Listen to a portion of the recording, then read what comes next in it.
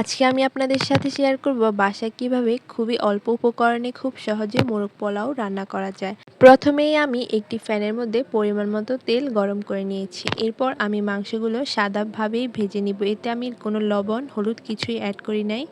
আপনারা চাইলে সামান্য একটু লবণ অ্যাড করতে পারেন, তাহলে মাংসের ভিতরে লবণটা ঢুকবে। এরপর আমি এখানে চীনাবাদাম, কাজু বাদাম, জয়ত্রী, জয়ফল সব কিছু একসাথে ব্লেন্ডার করে নিয়েছি। এরপর এখানে আছে আদা রসুন, তারপর এখানে আছে টক দই।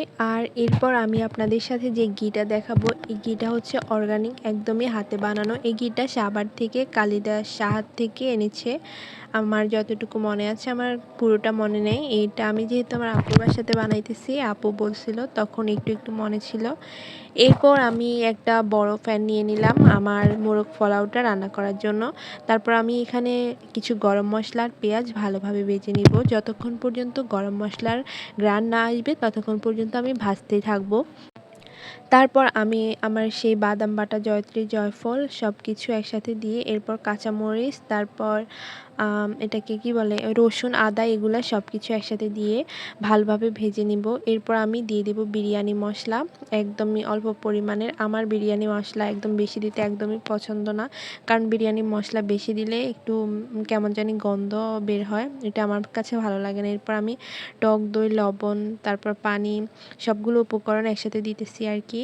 এরপর দিয়েছিলাম কিছুটা টমেটো সস, গুঁড়ো দুধ, সব কিছু ভালোভাবে কষিয়ে এরপর আমি যে মাংসগুলো ভেজে রেখেছিলাম ওইগুলো আমি এখন একটু একটু করে কষাতেই থাকবো যতক্ষণ পর্যন্ত মানে মাংসগুলো ভালোভাবে ভিতর থেকে সিদ্ধ না হবে, ততক্ষণ পর্যন্ত আমি কষাতেই থাকবো। আর এই মাংসটা রান্না করার টাইমে একদম একেবারে প্রথমে অনেকগুলো পানি দিয়ে দিয়েন না, অল্প অল্প করে পানি দিবেন, আস্তে আস্তে করে আপনারা রান্না করবেন। এরপর আমি ওই যে মটরশুঁটি অ্যাড করব মোরগ পোলাওর মধ্যে, মটরশুঁটিগুলো সিদ্ধ করে রাখতেছি।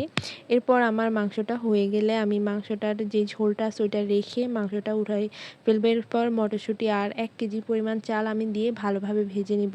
চালগুলো একদম ভাজা ভাজা হয়ে গেলে আমি এখানে অ্যাড করেছি 1 কেজি, যেহেতু চাল নিয়েছি 1.5 কেজি পরিমাণ আমি পানি গরম করে তারপর আমি চালটা ভালো করে ফুটিয়ে নিয়েছি। তারপর যখন পানিটা একটু একটু শুকিয়ে আসবে তখন আমি মাংসগুলো দিয়ে এরপর আমি 30 মিনিটের জন্য একটা তাওয়ায় বসাই ভাপ দিতে থাকবো।